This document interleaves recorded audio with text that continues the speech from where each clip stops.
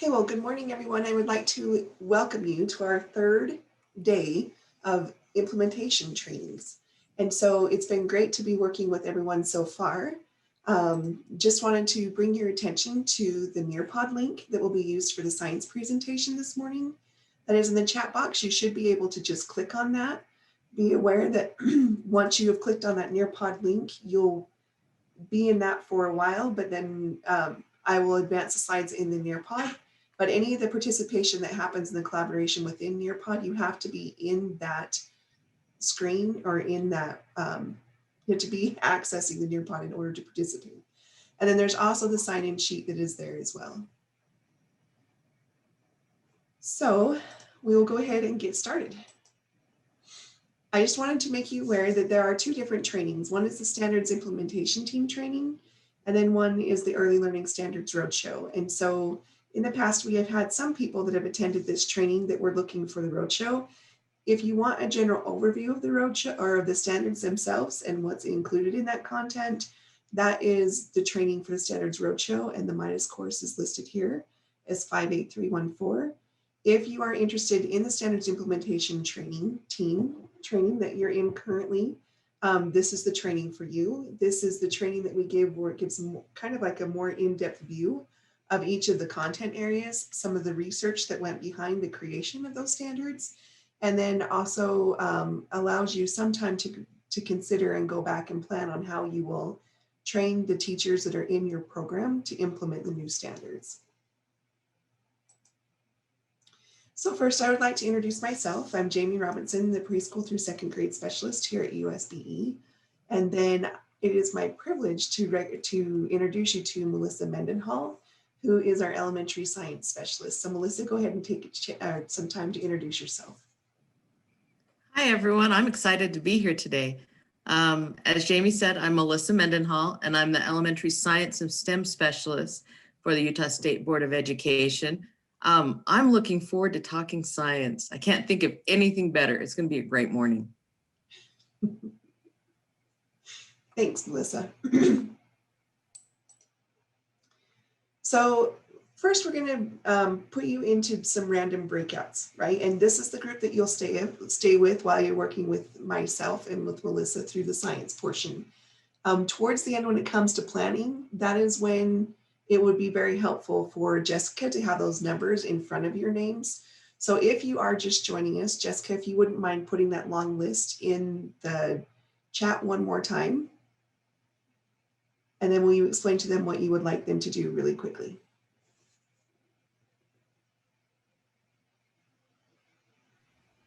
Okay, so I'm going to put a really long list in the chat box. And so in order to help me do breakout rooms better, we're trying something new every time, it seems.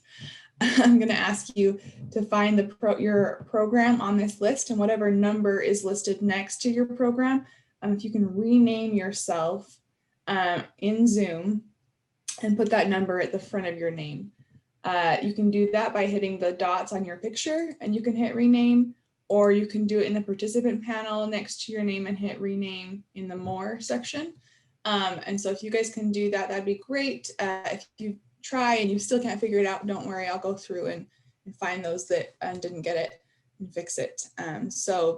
There's a lot of you, so if you guys could do your own, that would be great. And Melissa, I did make you host so that the breakout rooms will stay the same. So if you could open these breakout rooms for Jamie, that'd be great. Do you want the number before our name or after? Sorry. For your name. And let's give them 30 seconds to complete that task, and then we'll go into the breakout rooms. But while you're in the breakout rooms, the question for today is, first, we would like you to introduce yourselves, the preschool setting that you work in, and then answer the question. As a child, what did you want to be when you grew up? I'm going to put it so that there are 4 to 5 in each breakout room. Does that sound okay, Jessica and Jamie? Yes, that sounds great. Okay, I'm going to open up the rooms now. Awesome. Melissa, will you also make me a co-host, please? Yes. Thanks.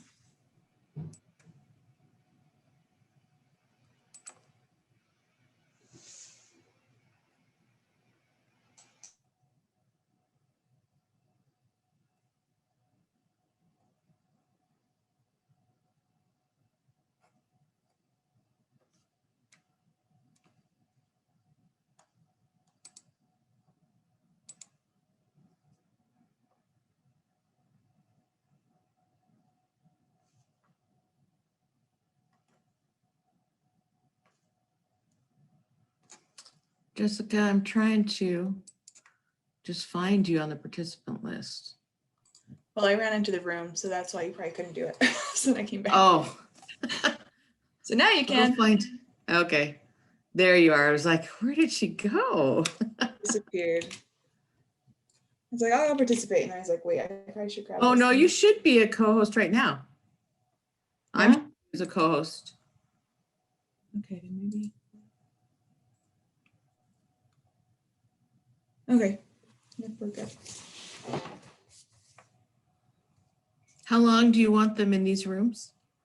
It's Jamie, but they're only answering that one question, so maybe just a couple minutes.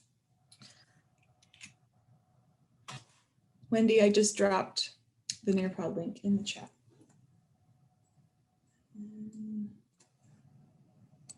I'll jabber Jamie real quick and see how long.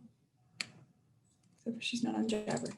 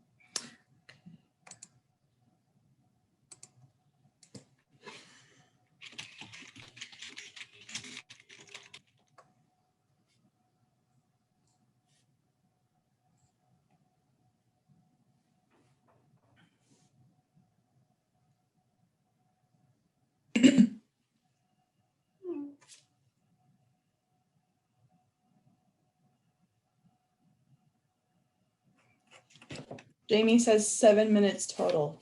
So I think that's Okay, so that ish more means minutes. we've been in 2 minutes, so Okay. that'd be 5 more. So at about 10:03, 9:03, I'll pull everyone back. Yeah.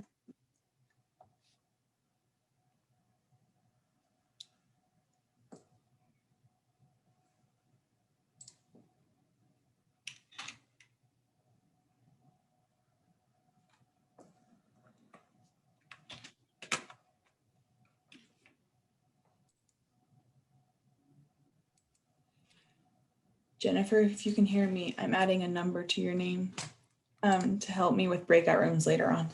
So if you're wondering what happened, that's why.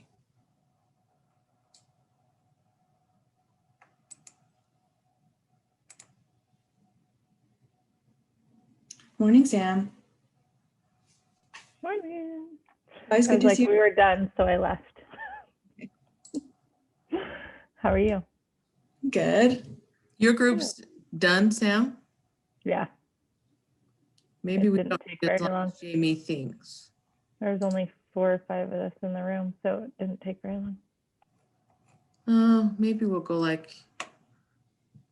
I would give them maybe 1 more minute, to be honest. okay. Do you want to close them now so they have that 60-second comeback?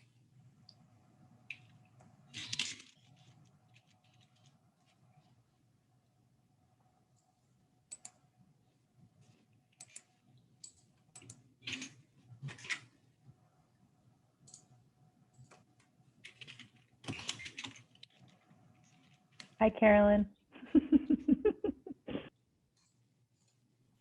Hi, Samantha.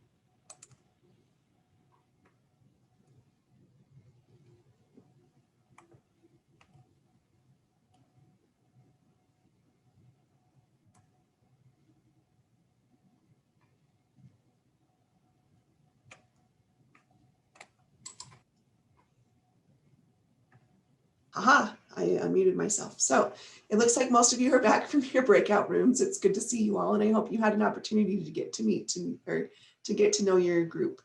So today I just wanted to kind of give you an overview of what we're going to do throughout the whole day. So we're going to build your knowledge in 2 content areas, which is going to be science and social studies today. We're going to provide you some time to explore those content areas, and then we'll give you some time to do some planning for the professional development that you can take back to the teachers in your program. But specifically, what we're going to start with for this science section is I'd first like to take just a few minutes. We have a collaboration board that will happen next, so please make sure that you're in your Nearpod screen. But for that, we want to make sure that we're talking about the English language arts and the math implementation. So that training was back in October, and I would love to hear some stories about how that is going. And then we're going to explore the new science content areas, and then we'll give you some time to do the professional development for this program. I do want to also let you know that I shortened the planning time, particularly because, as you may have noticed, science looks different than most of the other standards. There's a reason that science looks different. The way that we teach science in the schools is different now than it was before. And it's something that Melissa can go into some more detail about why in a second, but I just wanted to let you know that I will be giving you a little bit less time than you are typically used to in those planning sessions. So you should see a collaboration board that will be showing up on your screens. And if you could just take a couple minutes to answer those questions, I would appreciate it.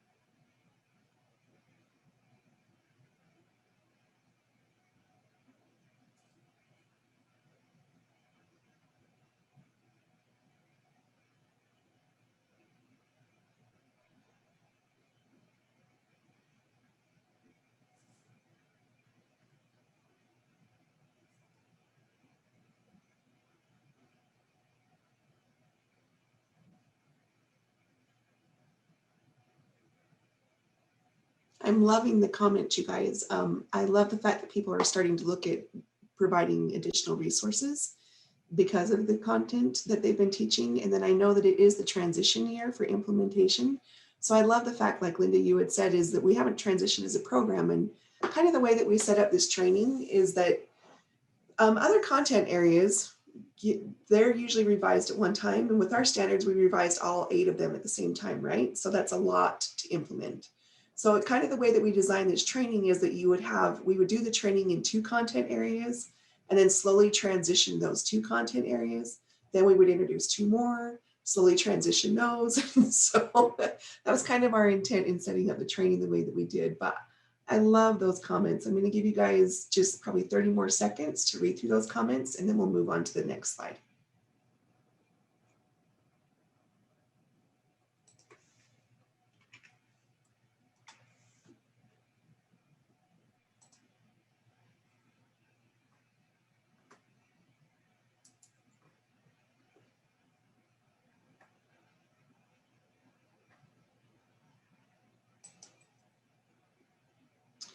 Okay, so now to the exciting part of science. Today we're going to talk about the 3 dimensions of science, and we're going to introduce those 3 dimensions of science, and we're going to explore the new standards. And so it is my honor to pass the baton to Melissa Mendenhall, who is our specialist in this area.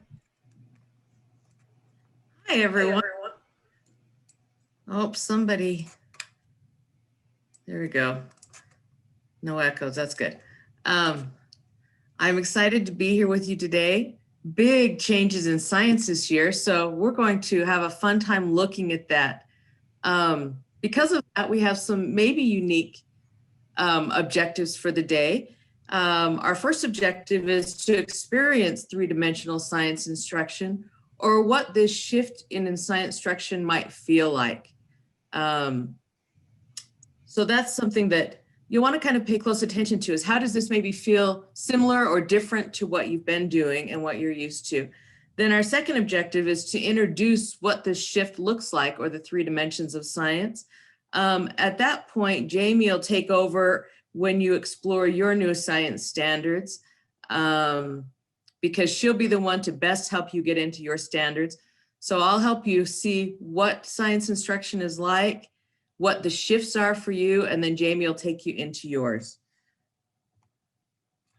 So we are going to start out by living science instruction. The first thing we're going to kind of look at from your standards is this idea that plants and animals, and that they live, and the places that they live. We're going to look at a specific science standard, the 3-4-year-old standard 3.2, and this is a prerequisite or builds background knowledge for these students as they move into kindergarten. It directly relates to the kindergarten standard 2.2. So the standard that we'll be looking at today is obtain and communicate information about the pattern between living things and the places where they live. And we're going to emphasize that living things need water, air, and resources, and they live in places that have the things they need to survive. So that's what we're going to be looking at today. So I want you to take a look at this phenomenon. So what do you see? What do you think these are? If you would put them in chat, and if any of you would be willing to turn your cameras on, if possible. It's much easier to teach when you can actually see people's faces. You know how that is. It's hard to teach remotely. So if you can turn on your cameras, that would be great. I understand sometimes bandwidth, or you have people running around in the background or something, so it doesn't work. But if you can turn on your cameras, I'd appreciate it. And then if you would put in the chat, what do you think you're seeing here? What do you think these are?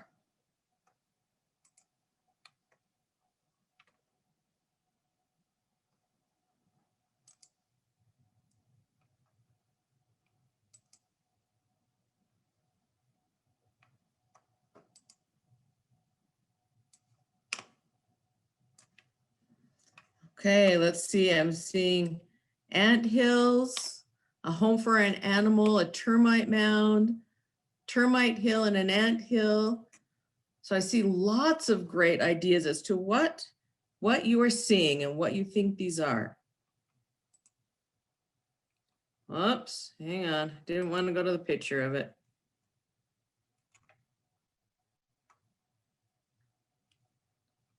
So we're going to watch a time-lapse video. It's about 1 minute. And I want you to really think about, what are you noticing? And based off of that, what does that make you wonder? So as you watch it, ooh, I'm noticing this, I'm noticing this, I'm noticing this. I'm wondering because of that, this.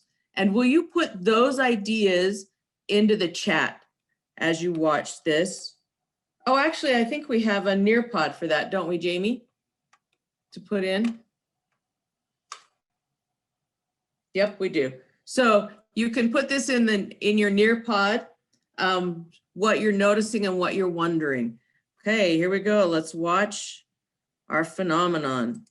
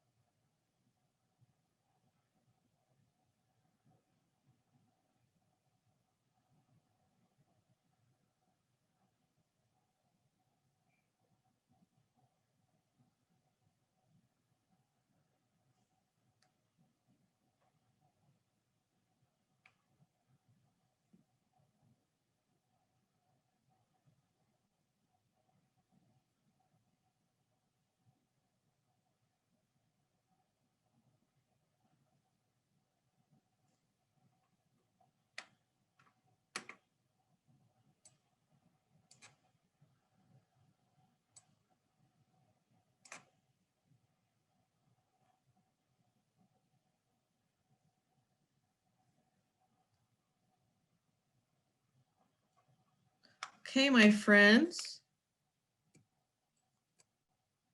So if you'll move to your collaboration board, and you should be able to put in more things about what did you notice, and based off of that, what did you wonder? Let's take about 36 seconds to finish this.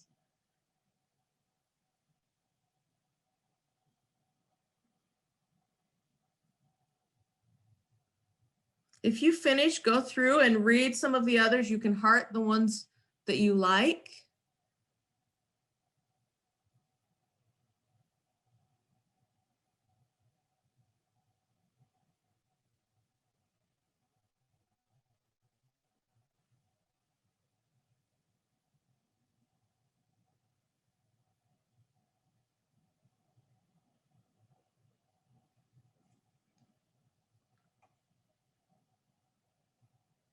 Ooh, I see some great things that we're noticing. We're noticing that the dirt's being pushed up. We're noticing that it looks like the ground is moist. What a great observation. We're noticing that, that there's dirt moving, mounding up. Some people thought it was kind of a faster process. Others were noticing maybe they didn't think it was that fast. And based off of that, we're wondering, well, where is this? How long did it really take? What's going on underneath? I thought that was an interesting wonder. What's happening underneath this? And how are they pushing the ground up like that?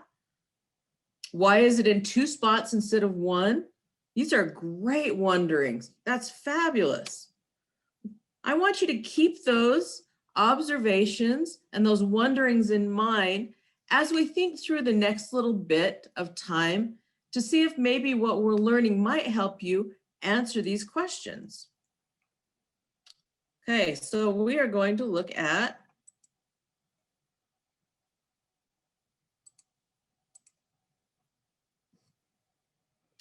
so here we have 3 different pictures.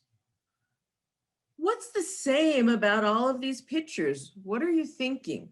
How might all of these be the same? Will you put your ideas in the chat?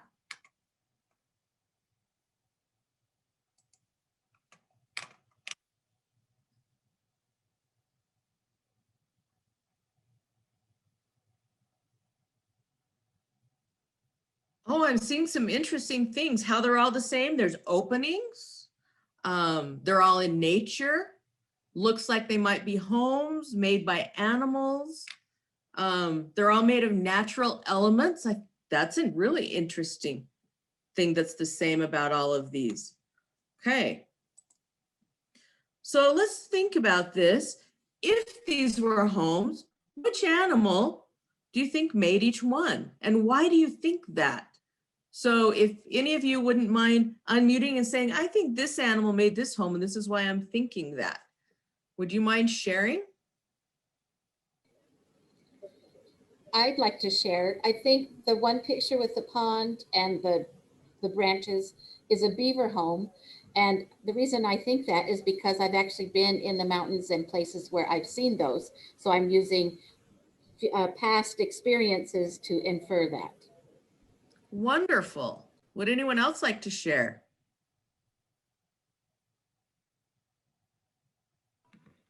If given the pictures, I would say it's the size of the animal to the home. That's interesting. So you're seeing a pattern in the size of the home and the animal. Mm-hmm. What else are other people thinking about which animal built which home? I'm seeing the location where the structures are located. That gives clues to what animal built that home. Give me a little more information about that. What clues are you getting? The one on the top left is located near water, a pond, and it's low to the ground. The one in the middle is located in the top of the trees, and the one on the right is located on the ground. Good observations. Good tying patterns together with these clues. Those are some wonderful ideas. Okay, my friends. So we have just been communicating about the patterns we're noticing and to why these different animals may have built in different places and why they might look slightly different. So let's think about, why is the water by the wooded land a great place for a beaver to build a home? Why might that be?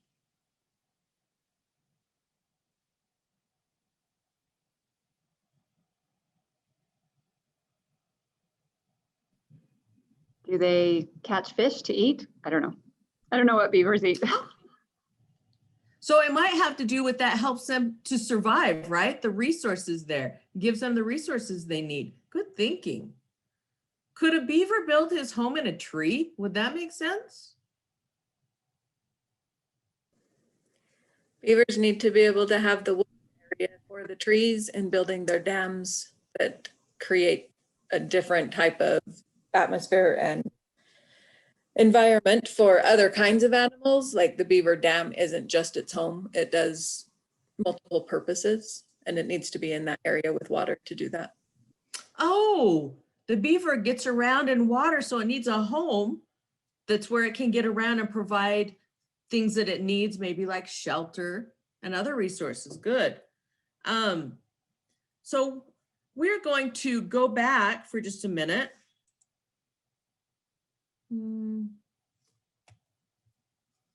And while I have this picture up, if you'll move to the next collaboration board, Jamie.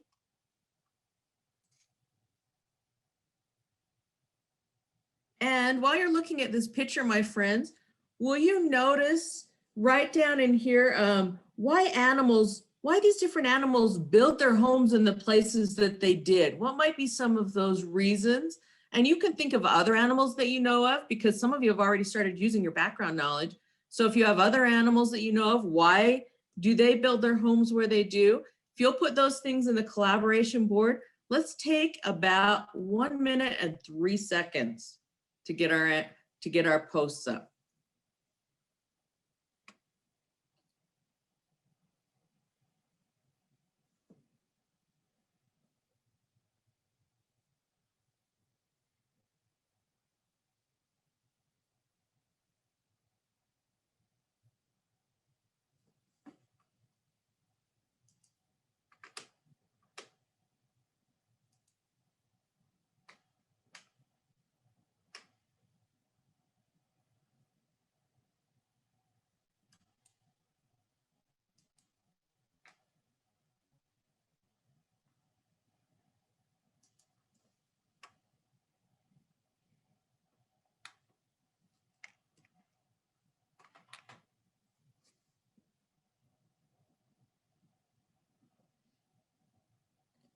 Okay, let's take about 10 more seconds. If you're done, go back through and read others and you can like them.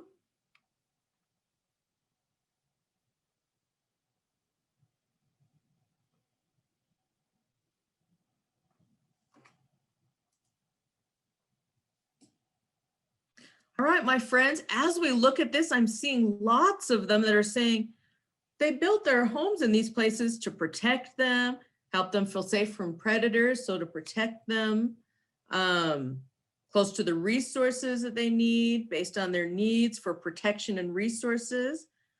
So sounds like to me you're saying that they build their homes in places that help them to survive, keep them safe, and provide the things that they need.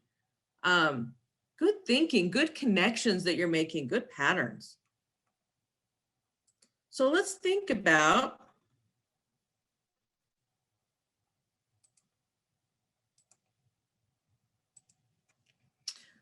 if they build their homes in these places to help them to survive, what are the things that they actually need to help them survive? So if you could put that in the chat, what are some things that they need to help them to survive? Oh, and it would help if I didn't show you the answers. Because there are many options.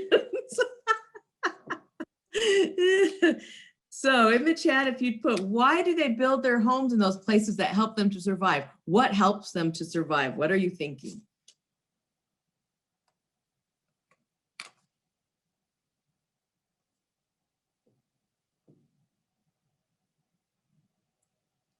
Seen a couple of people that are putting ideas in.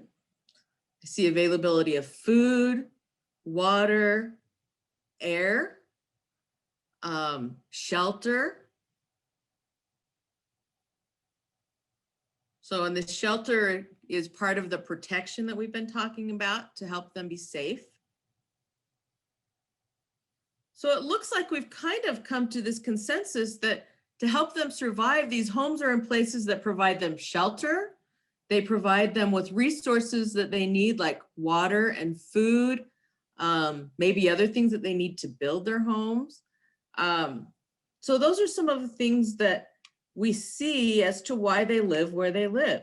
So let's look at this idea of plants. Do we see a similar pattern in plants? So I've got 3 pictures here of different plants in different areas. Will you look at these? And then you have a collaboration board next in your Nearpod.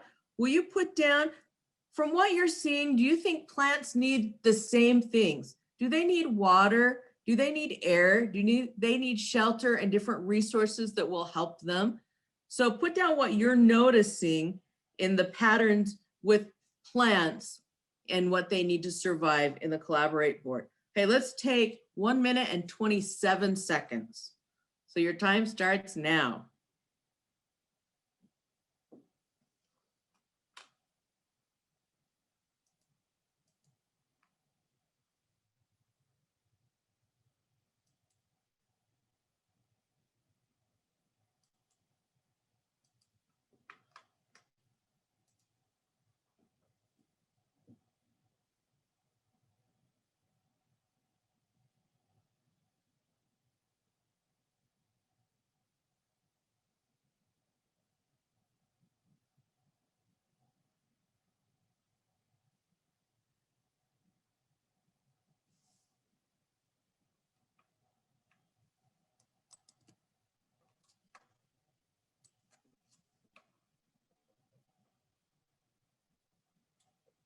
Okay, about 10 more seconds. Feel free to go through and like the ones that you think are important if you have finished.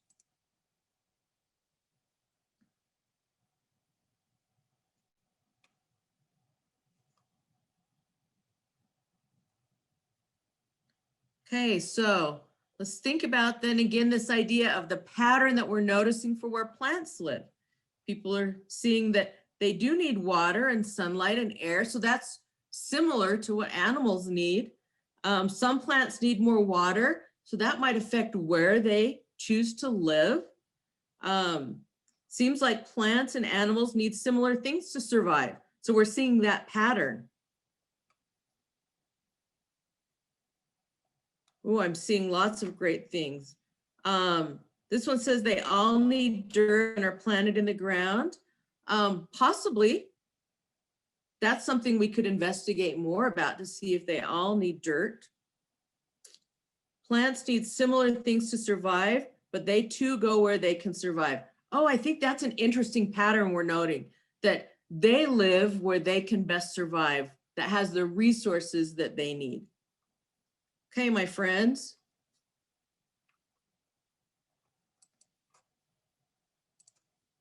I noticed that someone put this idea about homes and humans in there. So just a thought to think about, where do humans build their homes and why? Do humans need similar things, similar resources? Do they need water and food and air and shelter? What are your thoughts? Will you put your ideas in the chat?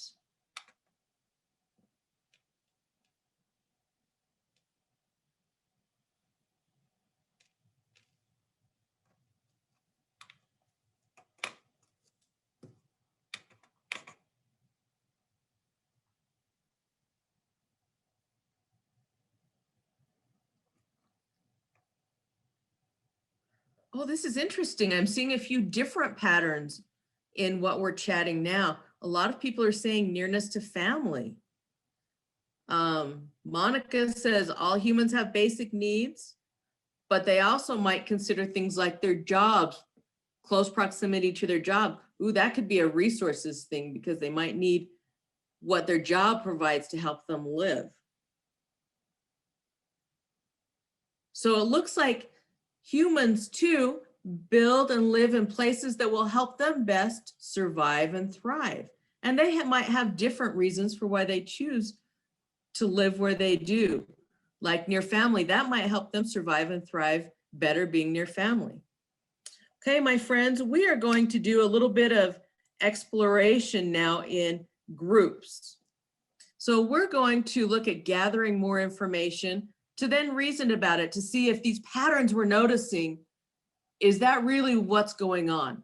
So we're going to go into breakout rooms for 15 minutes and we're going to complete a learning task.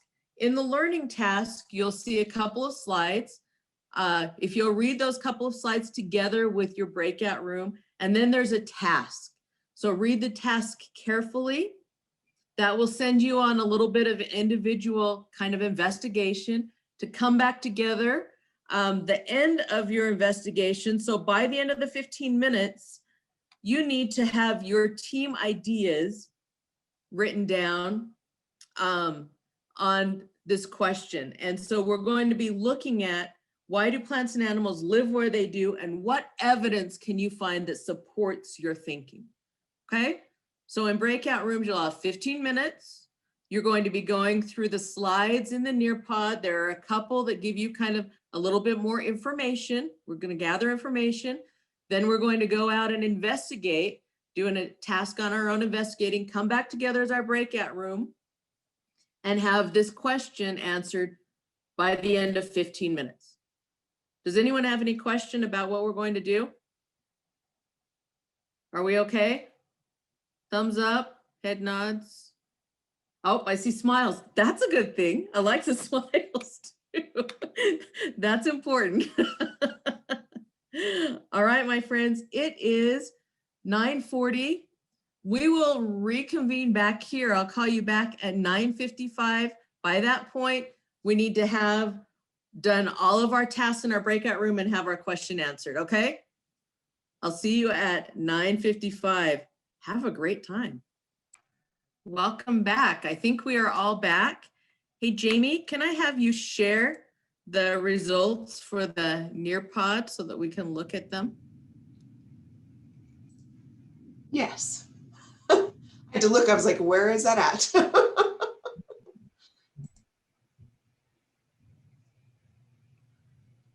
Okay, we have plants are growing where I planted them, except the weeds. That seems to be common. Those weeds, they are hardy, huh? There's a little bit of a pattern that they can grow lots of places. Well, let's see. You're going to have to move through them, I think, Jamie. Let's see. Plants and animals live where they do because it has the things they need to survive. Wonderful.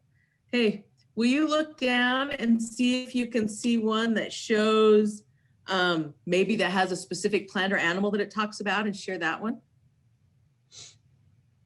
Let's see. Oh, deer live in areas of mountains, forests, and woods, uses camouflage. There's food there. They eat the things that they can see there, the different tree bark, branches, flowers. Generally in the mountains, there's water, so that's good. A tree planted by someone gets food and water. It also has sunlight, doesn't it? We noticed that was something that it had, and some air. Good, let's try one more, Jamie. So look for one more that maybe gives us specific plants or animals. See, I found nests in small crevice spaces in the metal roof pieces that covered in our covered parking. Oh, it was interesting to note that the trees, the nests weren't there. They were in those crevices up, maybe even a little bit higher than the trees. So that's interesting. Okay. I just chose to share this last one too, because I've noticed that bald eagles are now migrating through Utah. And so I loved the idea that there's a tree full of bald eagles on the way to work. That's amazing. that apparently they found a place that could provide something they needed, some shelter in a tree maybe. So it says they all need certain amounts of sunlight and water so that they can live in areas that give them what they need to thrive. Wonderful. So it looks like from your investigations outside that you saw evidence of the things you were thinking, of the patterns you were thinking about what animals need to survive and why they live in certain places. So good investigating, my friends. Hey, we are going to watch this video one more time. And this time I want you to think about what are the ants doing and why do they live in this place? So we might not watch the whole thing, but I want you to really think about, now that you have more information, why are they right here? So let's watch it. Oh, gotta go to, it'll work.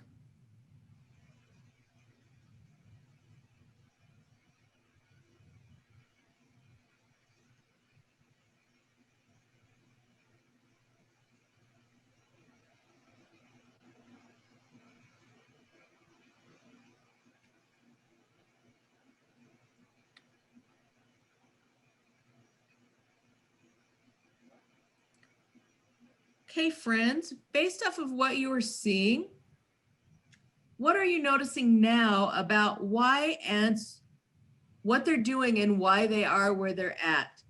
Would anyone like to share? So you can just unmute and share what you're noticing that kind of relates to why they are where they're at and yeah, why they would be there. Something I noticed, because someone else noticed that the dirt around them is moist. So I was just thinking maybe they need that moisture because it makes it easier to break up the dirt to make their tunnels. And if they were in a drier place, maybe the dirt would be too hard and they wouldn't be able to. That's an interesting connection. That would be a good thing to explore further, wouldn't it? That's a good connection. What else are people noticing? Why are the ants where they're at, do you think?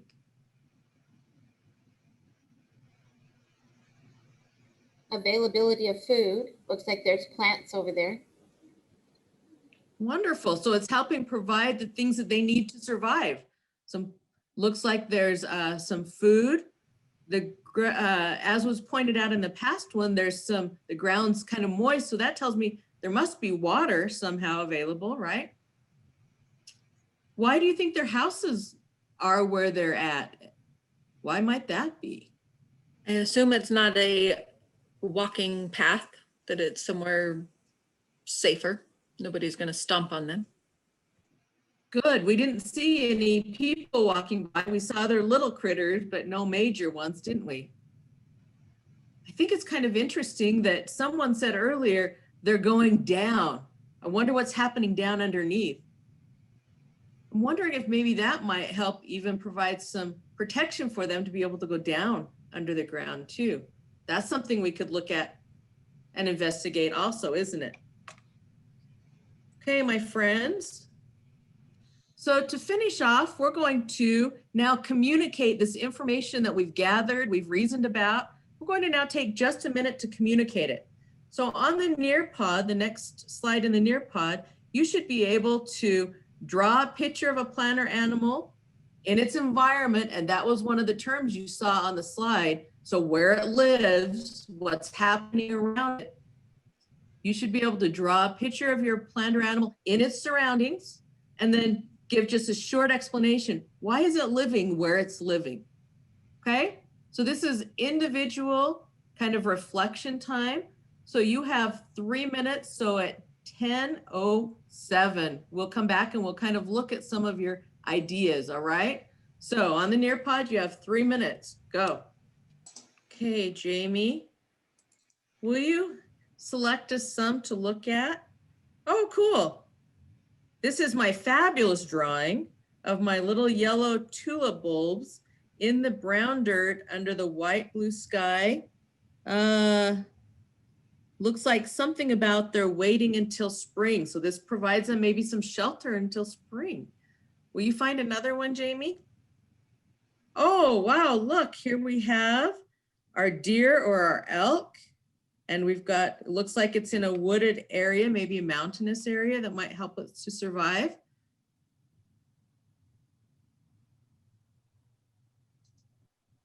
Okay, Jamie's looking through them. She can pick us another one. My plant lives near my house because that is where I planted it and that's where I can take care of it. It gets sun. So if she's taking care of it, it must get its resources that it needs and be in a place where it's protected. Wonderful. Oh, look at our elephant. That's wonderful. I would like to know where this elephant is living and what's helping it survive there. That would be a good thing to know. Oh, look, here we have, oh, that's almost looking like a brook trout, maybe a brown or a brook trout. And there's a lake, a pond for it. You can see that there's protection because it's got plenty of water. You can see that it looks like it would have the resources it needs in its environment. So it's got shelter and resources. Wonderful. Thank you, everyone, for sharing, for communicating your ideas. I think that through this, we're getting an idea about plants and animals have certain needs to survive, and they live in places that help them to meet those needs. So thank you for sharing. Okay, I want you to take a minute and think about, what did you notice about this type of science instruction? What are you wondering about this type of science instruction? Will you take 1 minute and 57 seconds to write your noticings and your wonderings in the chat? Your time starts now. We'll take about 1 minute and 57 seconds. Go, my friends. Okay, I'm seeing wonderful things that you noticed. You noticed that you love the semantic mapping and the comparing and contrasting between plants and animals and humans. It draws on student curiosity of the world around them. That is a big thing, you're right. Students are wondering and questioning and doing the exploring rather than being told. That's a good noticing. There's application, questioning, reasoning. It was done in a simple manner, but allowed you to expand. Deeper and more relevant to real life connections, good noticing. It's very hands-on, very reflective, relating things back with the new learning to what you've already built in your background knowledge, good. Intentional teaching to fit a certain concept, good. Kids will love this type of learning, we hope. That's what research says, so we're hoping research is right. It's a great way to hold discussions. That is a really good noticing. This is filled with student discourse. Paying attention to what's around you, very good, because science is about being able to explain and notice our world around us. So, oh, these are wonderful. You guys noticed a lot of things. Centered around curiosity, making us think, good. Wonderful, we were able to explore, everyone had a chance to share ideas. That's a big deal, to allow everyone a voice. Open-ended choice, so that's a great thing, especially right now when we're in, many of us, more distance learning type situations, or some of our students might be at different times, so that they can use what's in their environment. That's an important thing. Very engaging and interactive. Lots of hands-on, good use of thinking skills. Wonderful. So you're kind of got a feel for what the new science instruction looks like. As we looked at this standard to obtain and communicate information about the pattern between living things and the places where they live. And we really tried to emphasize that living things need water, air, and resources, and they live in places that have the things they need to survive. So that, what you just experienced was what new instruction would look like for that standard. Okay, so based on what you just reflected on with the instruction and how that's kind of connected to the standard, how would you define what is science? Specifically, what is science instruction? So will you put that in the collaboration board in the Nearpod? So what is science? What is science instruction based on what you just lived and thinking about the standard?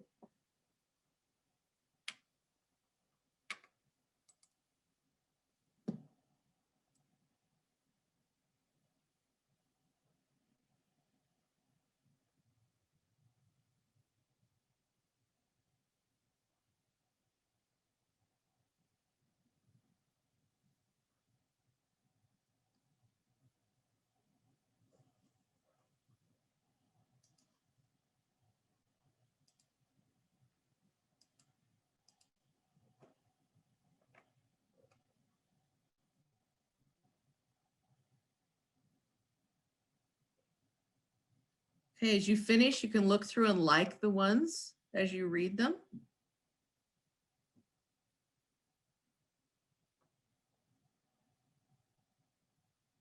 Let's take about 10 more seconds.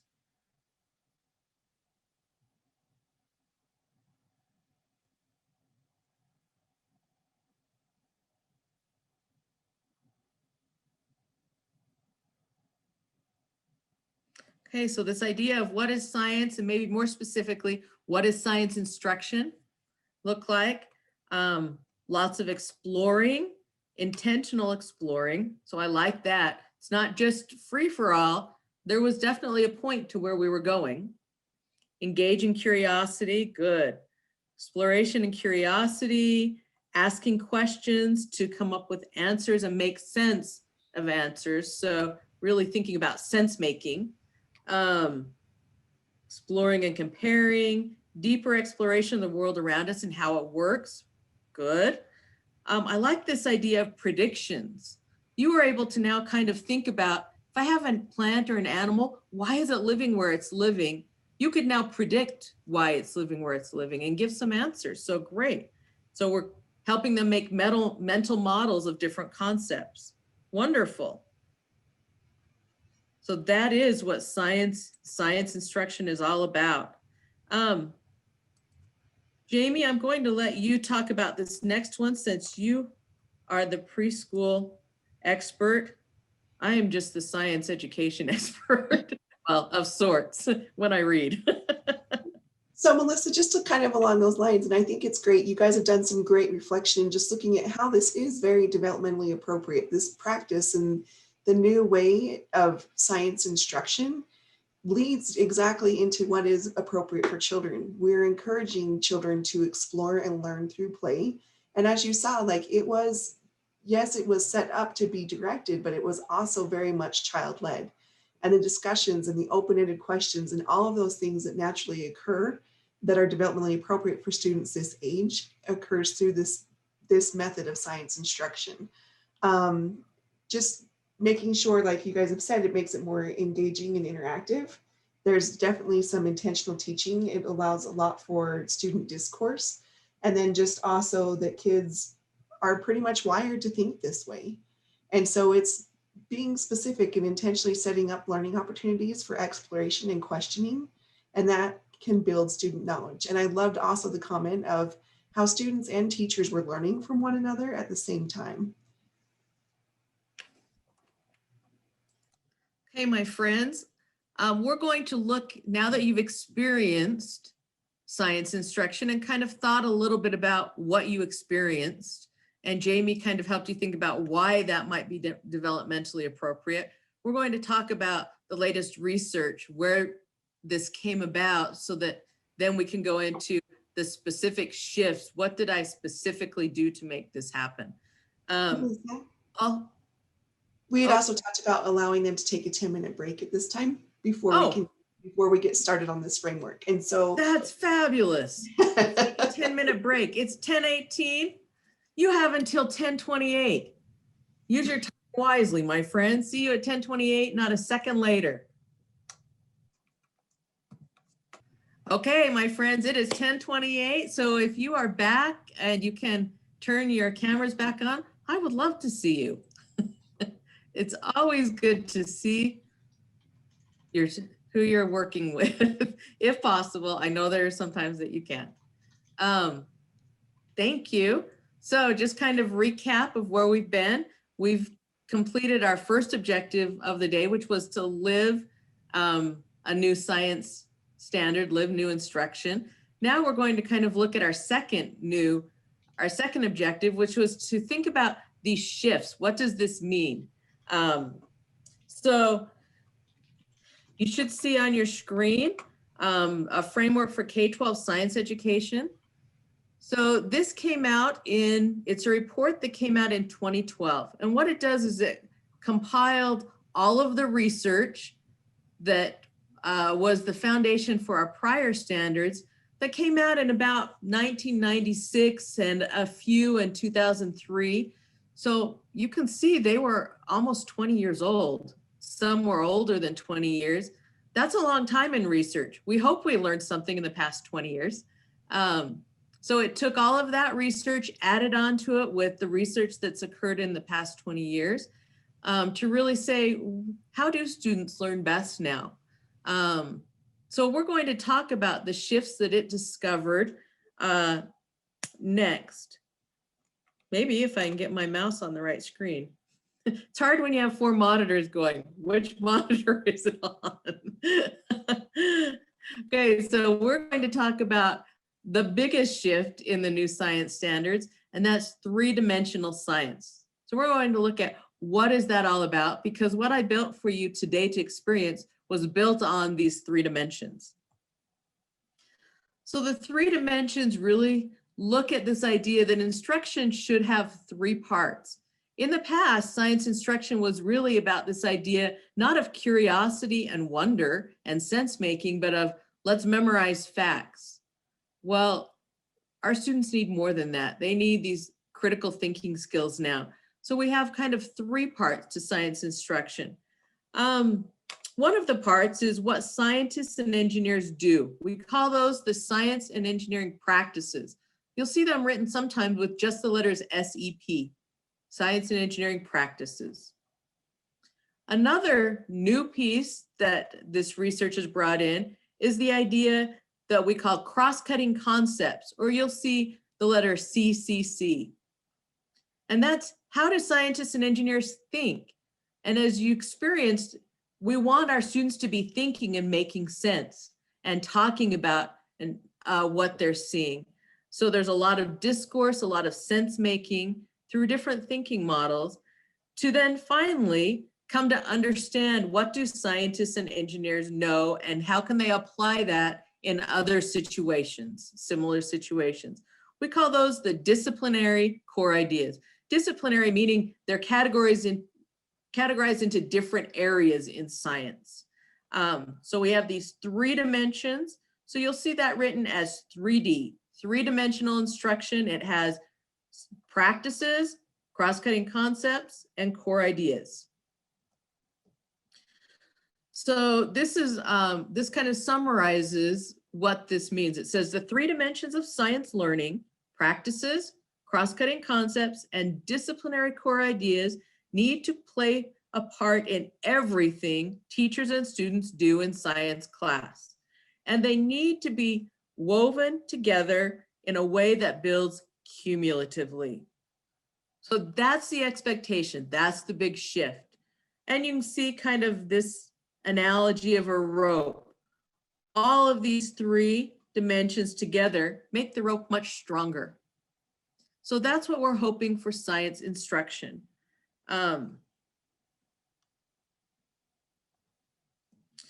So we're going to look, not in great detail, but give you a little bit of look at each one of these 3 dimensions so that you have maybe a little bit more understanding.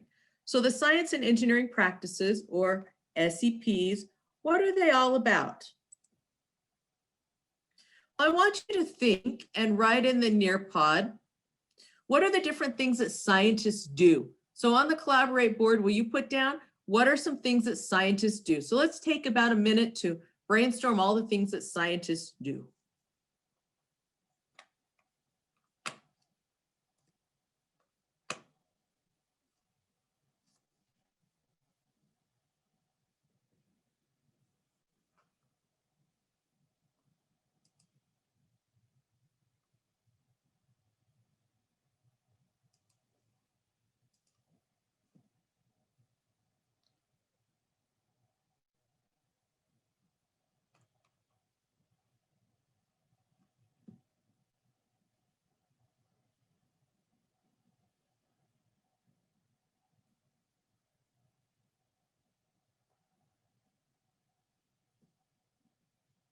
Oh, I see wonderful things. They experiment, they explore, they ask questions, they discover, evaluate, test, and make conclusions.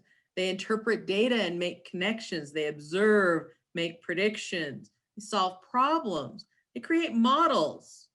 They experiment and fail. They fail. You know, it's interesting. This is a mindset that our students equate to. It's something negative, that we've done something wrong. If things don't go maybe the way we thought they should. I've done a lot of work with Stanford University, especially in engineering. I've piloted instruction for them, and I've written instruction for them for elementary schools. And they say we don't fail, but we fail forward, meaning everything that we do helps us learn. So now we know more than we knew before. And that's what's important. So I think we can help our students realize that we're just learning more information, which then helps us to even make better decisions in the future. And I liked that philosophy. So lots of things. They wonder, they test, find evidence to support arguments. They use tools, they collect data, they try new ideas. So they try again. That's good. Those are definitely things that scientists do. So we have here our little scientist, and the specific practices that the research identified are ones that we want our students to learn how to do so that they kind of apprentice into the world of science, or so that they understand what's happening in the world of science. We want them to be able to ask questions, develop and use models, plan and carry out investigations, analyze and interpret data, use mathematics and computational thinking, engage in argument from evidence, construct explanations, and obtain, evaluate, and communicate information. So these are the 8 practices that in K through 12 and now pre-K, because we're tying everything together to support student understanding. These are the things that we want to support students in doing. Will you type in the chat which one of these, or maybe there's more than one, did we use today in science, in the science instruction that you lived? So type in the chat which ones we used today.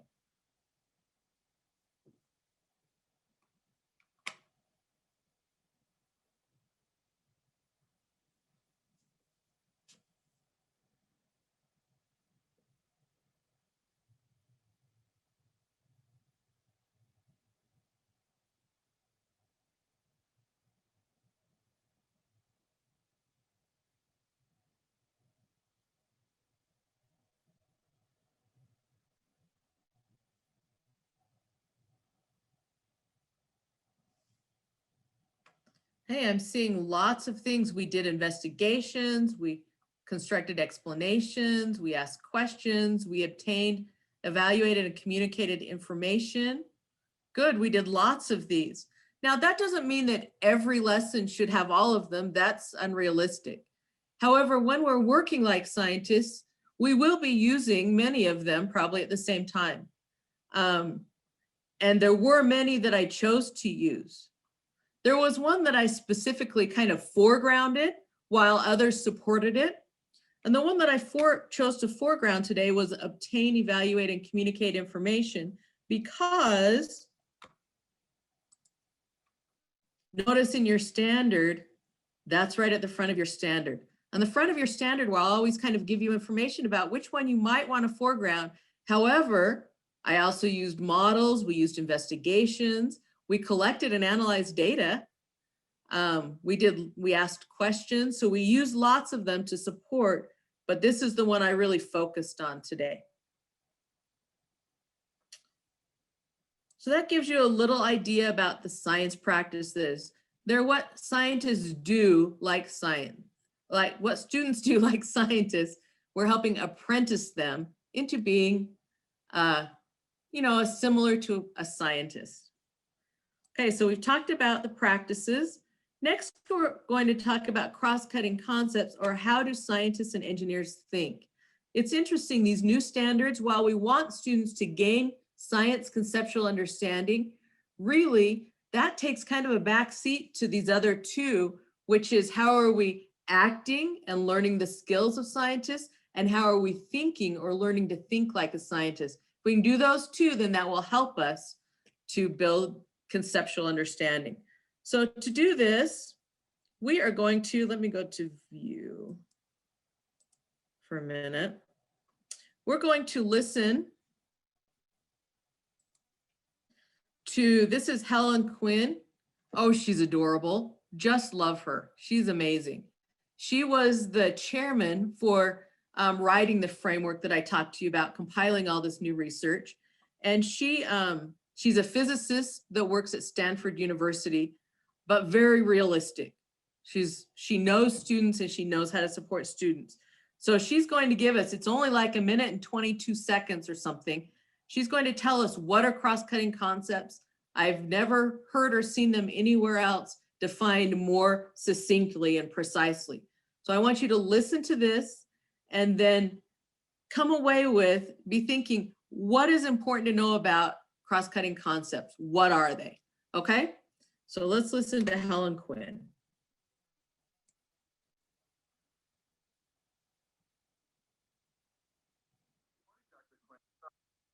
Good morning, Dr. Quinn. So could you tell us about these cross-cutting concepts and why are they important for students?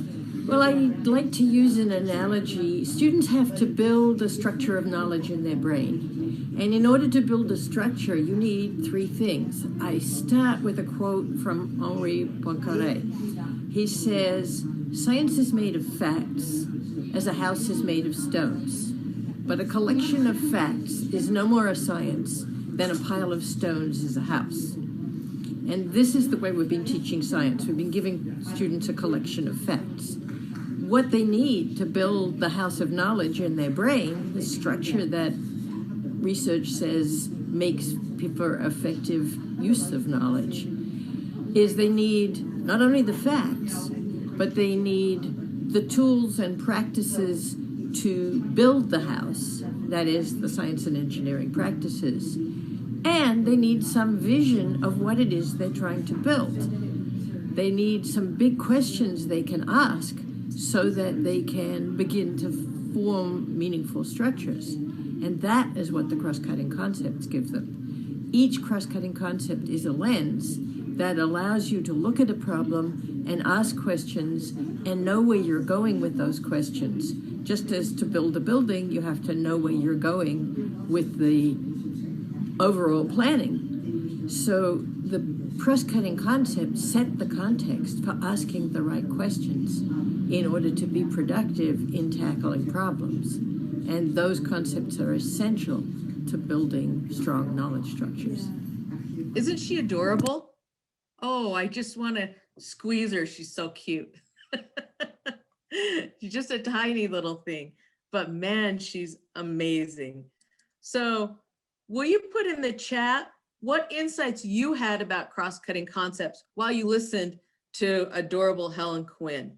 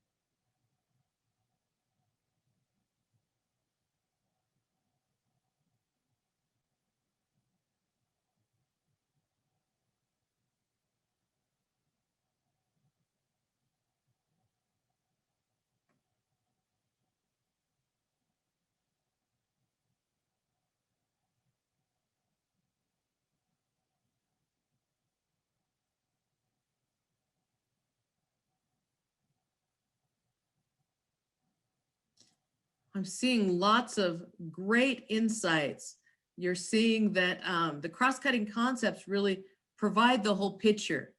They help students really know, what should I be focusing on? What's my foundation? What's my house going to look like? So that I know then as an instructor, what types of questions do I ask to help them to really take those rocks and now build it into something, because I've given them that lens or that framework on how to look. So Great job. I'm seeing many great things. Everything is somehow connected. It's up to us to help create a pathway for the children to make those connections in the world around us. Wonderful. Great insights. So as you can see, there are not 8 cross-cutting concepts, but 7 cross-cutting concepts. So you have this idea of patterns, stability and change. So these are the ways we want our students to think. Do they want them to look at this situation through the idea of patterns, or through stability and change, through cause and effect, maybe through scale, proportion, and quantity? What are we seeing with that? How is matter cycling and energy flowing? What type of a system are they looking at? And, oh, here's a structure. How does it function? Is that how we want them to make sense? So these are all different ways to get our students thinking. You can see our little friend here again. So I want you to think back through the instruction you just lived. Which one or ones, so more than one, of these cross-cutting concepts did I have you use today to construct your knowledge? And was one maybe foregrounded with others supporting? So will you think about that and put your answers in the chat?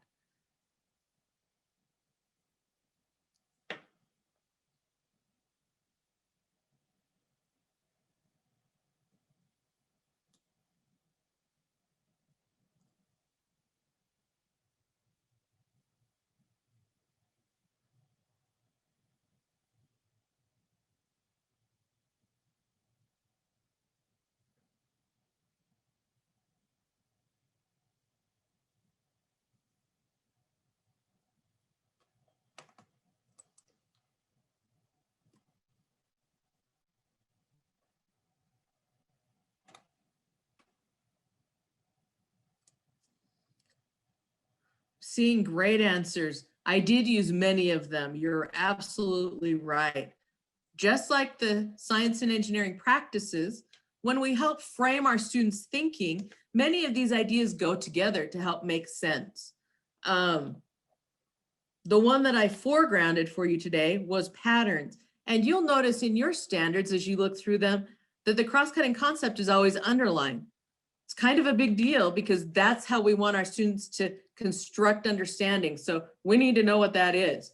So in your standards, you'll always find the science and engineering practice to foreground. There'll be others that you'll want to use to support it. And you'll also find a cross-cutting concept to foreground and then use others to support it. Like we talked about systems, thinking about the environment where they live. We talked about kind of cause and effect. What happens if they don't have that? But most of the questions I asked you really related to this idea of pattern to get you thinking and making sense of patterns in that situation. So cross-cutting concepts are ways of thinking that we're going to support our students to help them build their knowledge or build their house. Okay. So we've talked about practices and cross-cutting concepts. Now we're going to talk a little bit about disciplinary core ideas, and Jamie's going to get you into your standards to find all of these dimensions and really think about them.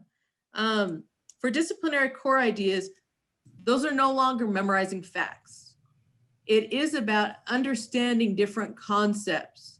Like you now understand the concept that plants and animals live in places that help them to survive.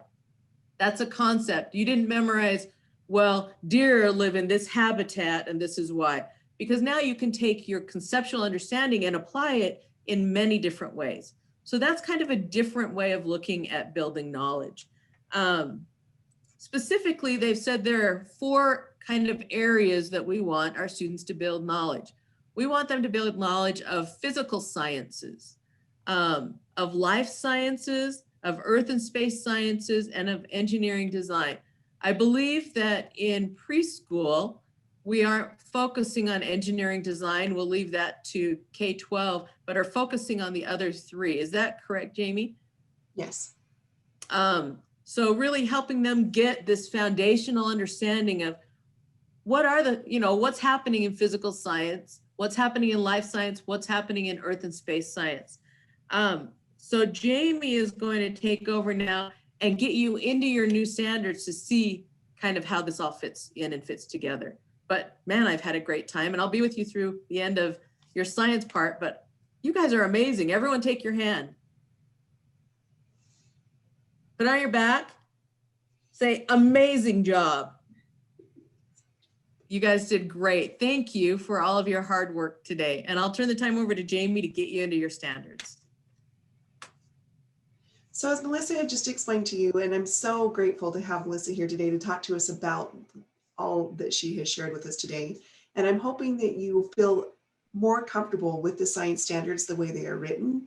I know, like at first when we talk about when you first look at them, they look different, but they look different for a reason. And Melissa has now provided you with the foundation of why they look different and the shifts in thinking. So Melissa, thank you very, very much.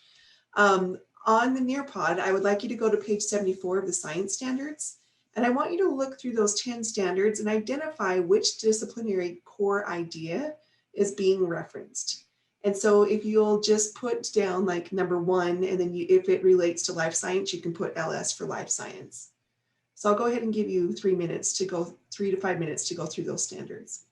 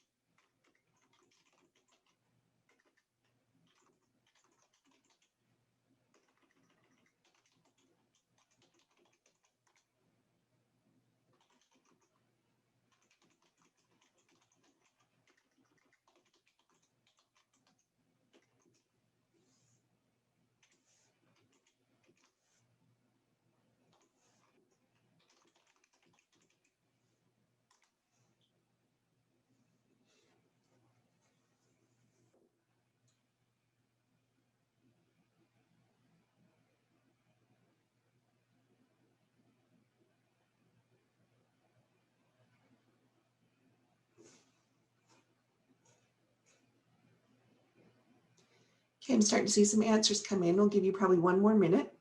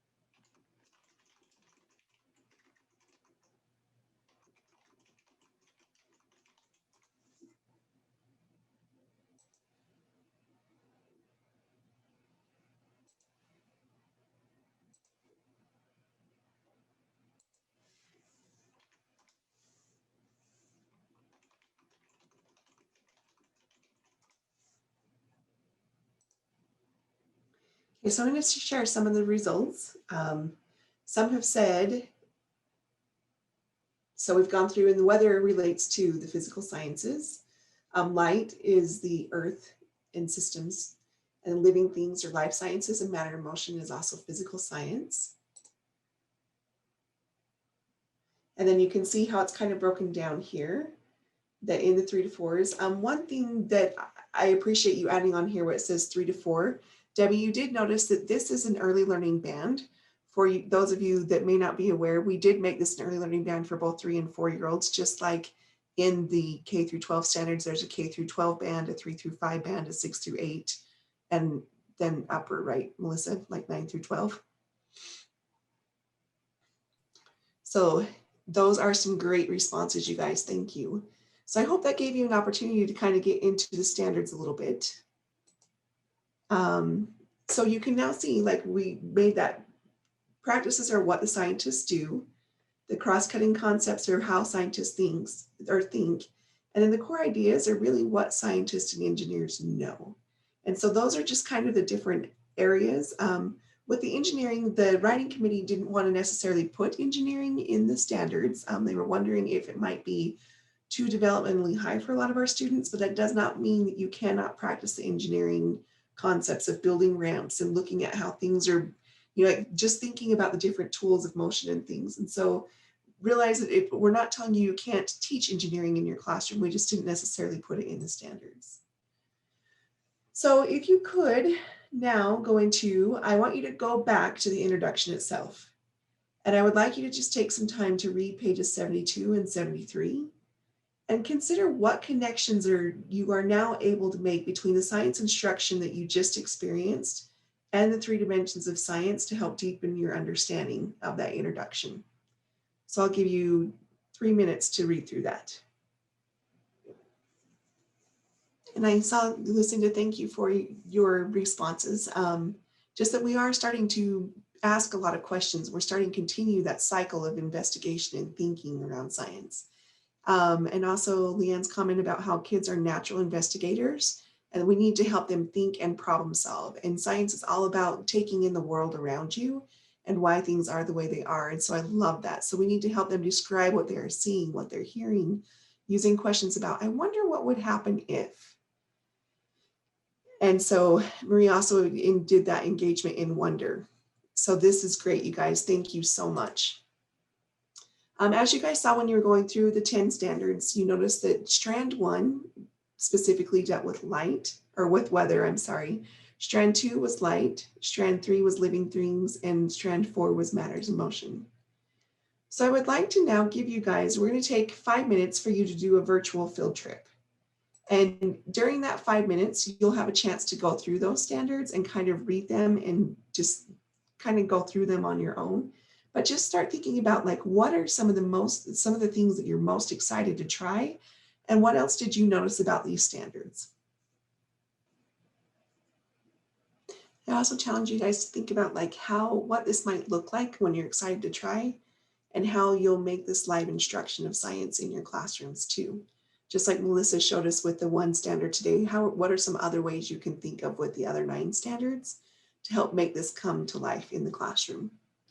So now I would like to just kind of show or share some of the experiences or some of the thoughts that your colleagues have had.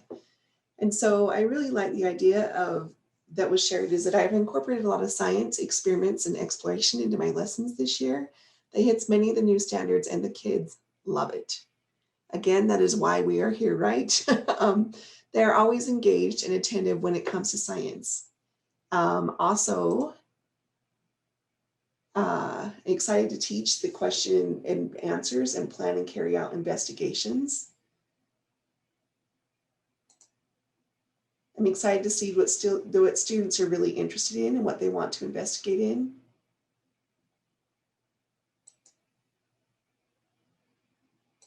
Here's also some ideas. Sorry, that one didn't want to share, so hold on.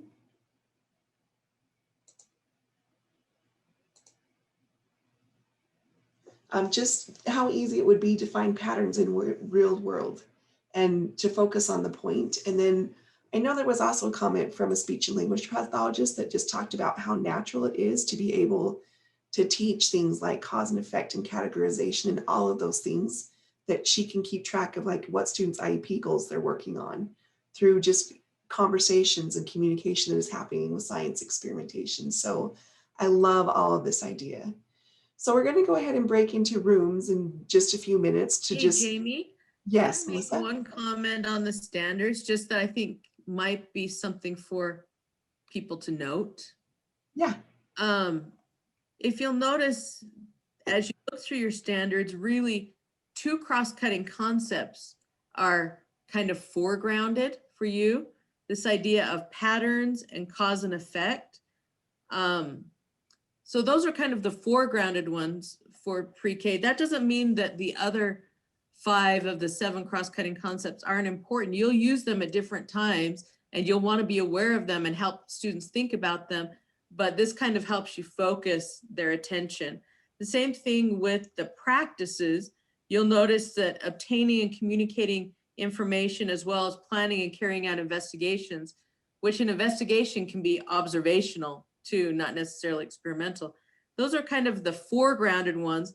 That doesn't mean that the other 6 aren't important, and you'll want to point those out to students, but those are the foregrounded ones so that you have kind of a focus for the cross-cutting concepts and the practices.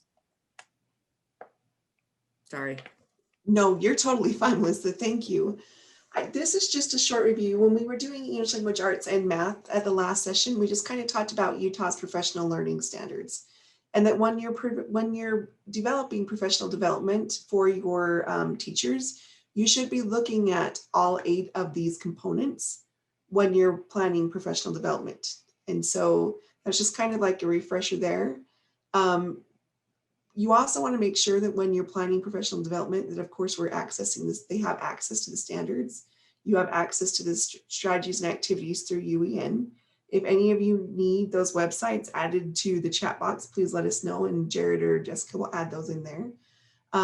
Consider how you will allow your teachers to live the standards, similarly to what we experimented with today and what we experienced today, and what supports you will have in place for implementation.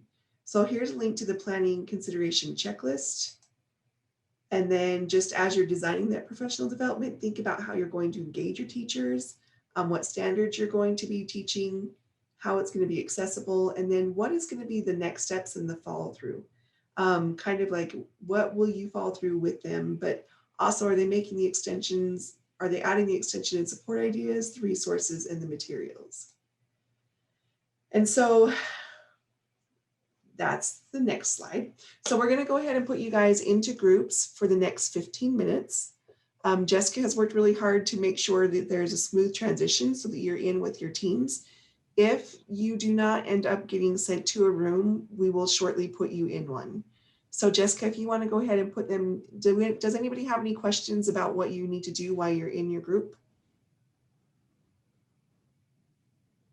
So I've put everyone in the groups that when you had more than one, when you obviously have team members here, if you were the only one with your number or the only one with your team, I've just put you in a group of like 3 to 4 people that you guys can plan together if you want to.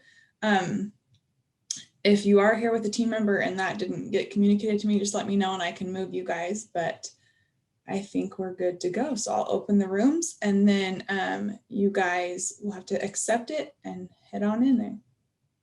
And then we'll see you back. Yeah, we'll get back at this link for Zoom in the afternoon.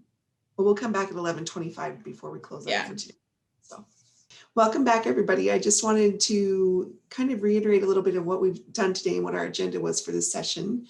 It was great to see the implementation that is happening with English language arts and math in your areas. We talked about how fun that was to actually read that collaboration board and see the successes that you guys are seeing. And hopefully today we've allowed you plenty of time to explore the new science content area and our standards. And thanks to Melissa, we were able to experience 3-dimensional science instruction. We introduced the 3 dimensions of science instruction, and we were able to explore the new science standards.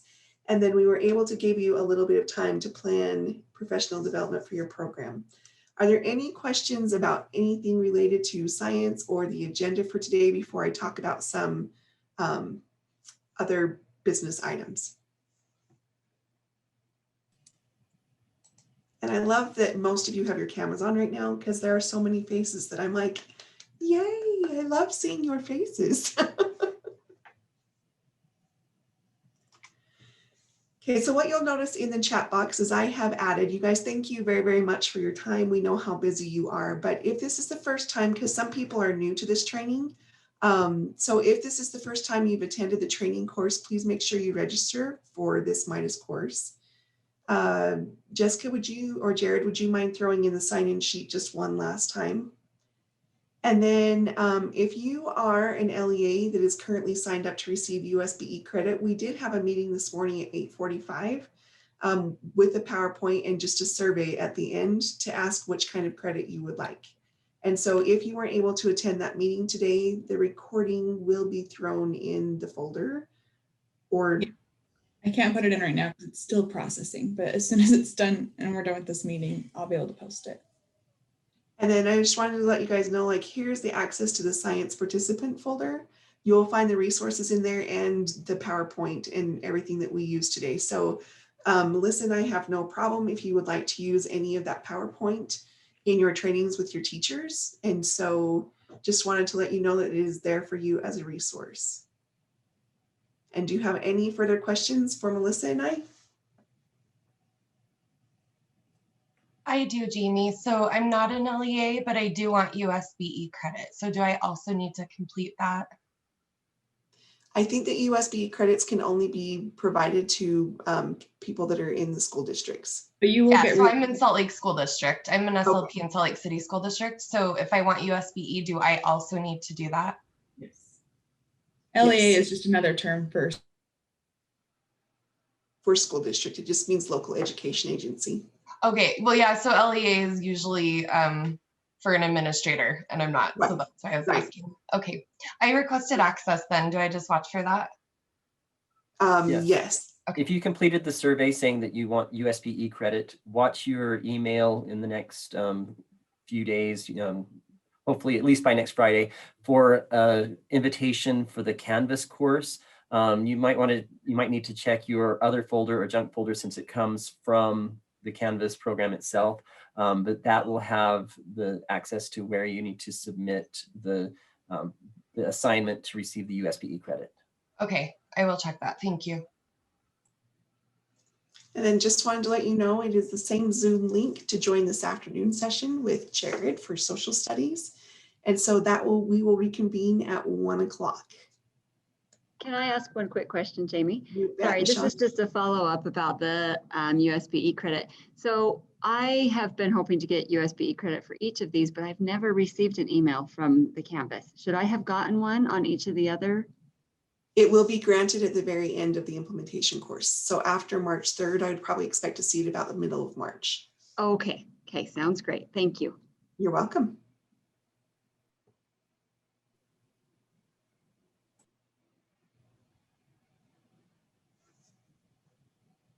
And if you guys have any clarifications that you need for the USBE credit, please don't hesitate to reach out to us.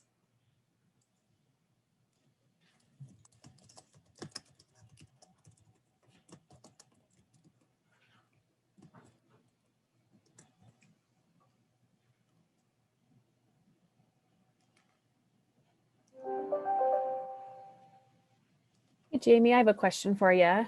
Yes. Yes. So I think the very first Zoom meeting you did, I guess it was probably in like September. I missed that one. So is there any way I can just review the recording and get credit for it? I think I might have been signed up for it. I don't know what happened. It slipped my mind. So is that possible? So the recordings are available, but in order to get USBE credit, and I was going to message you separately, you have to be able to take this. You need to do at least 15 hours outside of this to prepare for training. Oh, gotcha. Yeah, I'm probably won't be doing that. Okay. Okay. I'll just do clock hours then. That's fine. Yeah, it's fine with me. That's great. So, all right. Sounds good. All right. See you later. Thanks, guys. All right. Thanks, guys.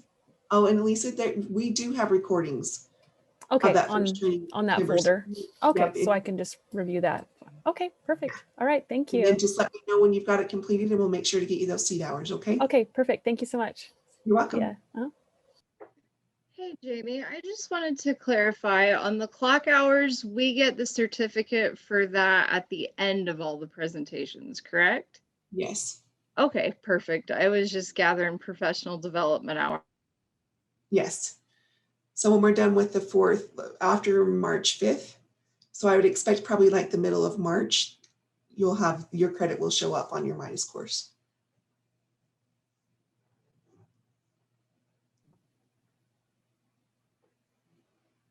And then we're meeting back at 1 o'clock under the same Zoom link. Okay, thank you so much. Have a good break. Thanks.